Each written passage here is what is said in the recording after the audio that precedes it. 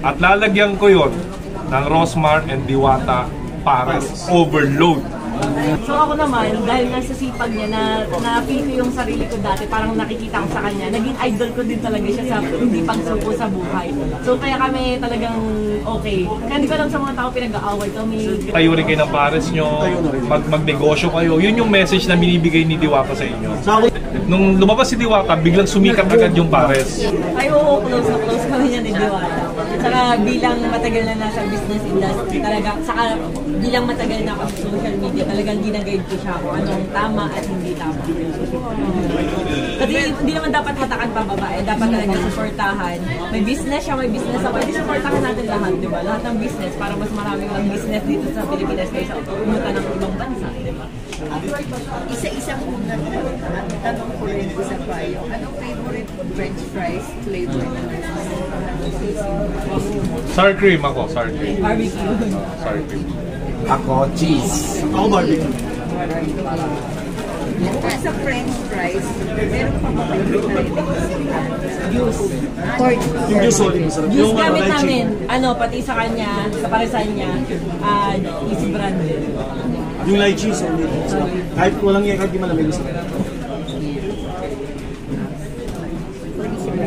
May naisip na po ba kayong parang business na kung saan gagamitin yung naisip daw na part? Ako motivational rice toppings. Yes.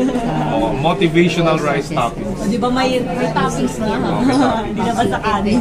So pag bawat subo mo, mamamotivate ka sa buhay. Yun yung bago ko ngayon eh. Di ba dati kasi nabash yung motivational rice? Ngayon, hindi ba ko na? So, bawat subo mo, bawat kain mo, may natutulungan kang farmer. Okay, kasi yung kanin yun, na yun, locally made. So, tulong yun sa mga farmers natin. At lalagyan ko yun ng Rosmar and Diwata Pares Overload. Sama-sama na. Coming soon. Habang kumakain sila, namamotivate ka. Kaya ako talaga masasuggest ko sa mga may puhunan kahit konti lang, magtayo na rin kayo ng pares ng why not, diba? Gawa rin kayo ng sa inyo kasi mas okay yung puhunan, konti lang.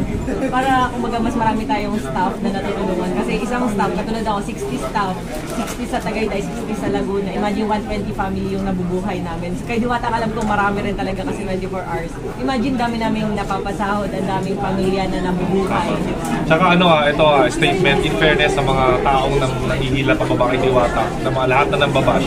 Hindi nyo ba alam na si Diwata ang nagpasikat ng pares na negosyo? Yes. Ngayon, ang daming nagka-idea.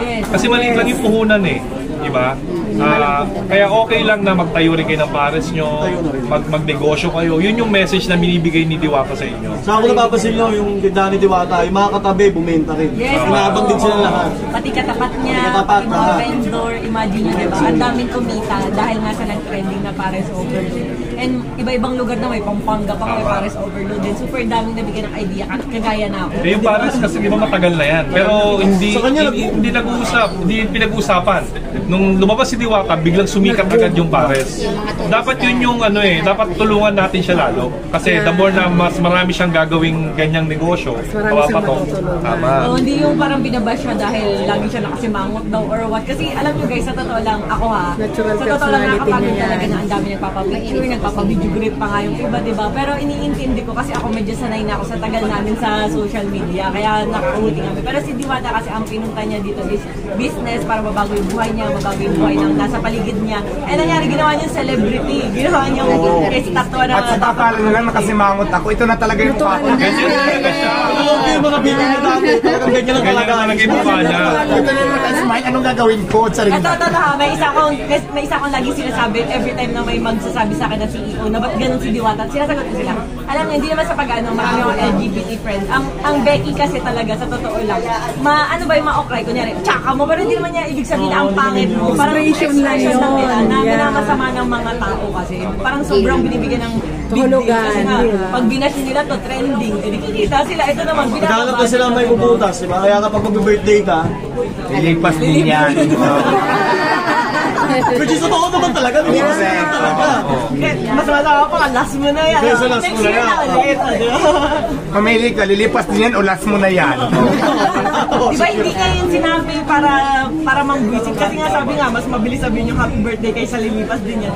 Pagka parang ganun kasi siguro yung mga attitude nila ng mga Becky, di ba parang nako-okay. Pero hindi ibig sabihin na masama siya or what. Yung nag-upload nga, hindi na open din. Kaya, Pumunta ka sa comedy bar, ganyan ang maririnig niyo. Mas malala. Nagpabati ka. kasi ako friend na Becky talaga, kaya sanay ako sa mga ganyan. And ang ginawa ko, chinat ko siya, Mamish, kapag bad trip ka or di ka masaya or malungkot ka, tago ka sa container house. Eh, nakita niyo naman ngayon, okay na okay, nanggiting-ngiting na talaga siya, di ba?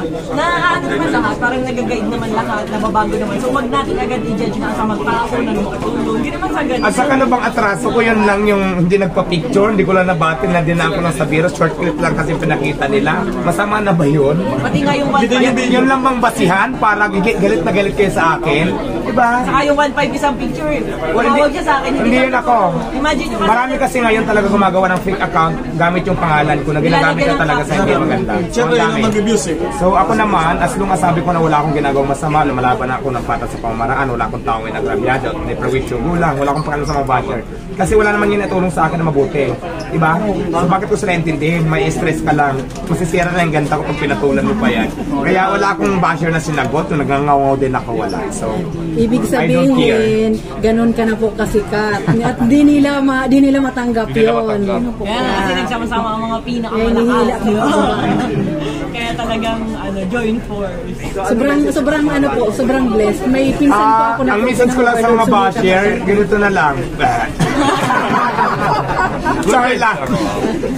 Matanong lang, Diwata, no? So, Sure. sa nakita mo dito sa pag-ikot mo dito sa aming Easy Brand Banawe branch, kung halimbawa man na medyo nag-aalangan na si Paris, kasi darating yung time na medyo humihina, tumataas, that is the business, di ba? Meron ka bang napupusuan na parang pwede mong idagdag na magiging pangkabuhayan mo aside from dun sa paresan? Mayroon. Chicken wings, overload. Parang gusto ko sa ngayon, idagdag. Pwede. Pwede yun. So, hindi kasi nasasawaan ng manok. Yan. Unli wings. Unli wings. Unli wings. Dati nag-unli wings ako, umuubra naman siya. Pero ngayon pili ko hindi kasi marami nagka-take out. Kaya nakbi ba kami sa plastic? Hindi mo mapapantay lahat sa dami mo tao. Yan. Kaya unli rice lang. Yes, juice. Easy brand juice. Yung kanyang chicken lalagyan ng fries. Pwede rin. Oo, pwede yun. Diba? Parang may previous na mga french fries, mga ganyan. Pwede rin naman. Depende na lang yun sa discard mo anong move ang gagawin mo doon. Mr. Rosmar, baka pakwento naman kung paano nagsimula yung pagkakikita Kilala niyo. namin. Kasi sa totoo lang, may nakita, ay ano ba ito ginawa kong mic? Kasi papunta kami ata ng ibang bansa or Boracay, hindi ko na alam. Basta parang may flight kami noon. So, nakita ko yung post ni Diwata, natatakam ako, sabi ko sa asawa ko, Daddy, pakasay lang, nandito tayo sa may naiya. Sabi ko, daan ka tayo. Kaso nga, hindi na kami nakadaan. Hindi pa ganong boom na boom nun. As in, parang natakam lang ako dumaan sa FYP ko sa TikTok. Tapos, ngayon, pagtingin ko, naka-follow siya sa akin. Tapos, hinalo ko din siya. Tapos nakita ko binabay siya. Kaya nag-comment ako sa kanya. Sabi ko, dead mo lang yung mga bashers. Sabi talagang ganyan, hiyain ka pababa, mga ganyan-ganyan. Nag-comment ako sa kanya kasi nga, bilang ako nasanay nito na yun sa bashers. So ngayon, nagulat ako kasi binidyo niya yung comment ko. And sabi niya sa mga kasamahan niya, tingnan niyo si Ma'am Rosmar, ka ba talaga ito nag-comment? Parang tuwan-tuwa siya, na parang idol niya ako na ganun. So ako naman, dahil nga sa sipag niya, na feel ko yung sarili ko dati, parang nakikita ko sa kanya, naging idol ko din talaga siya sa hindi pagsuko sa buhay. So kaya kami talagang okay. Kaya hindi ko alam sa mga tao pinag-aaway kami, kesyo ganito, ganyan. Hindi nila alam all goods talaga kami simula umpisa hanggang ngayon. Totoo yan. Doon sa sa message, doon sa comment, so doon sa natin na ganun yung nangyari kung bakit nga magkakilala.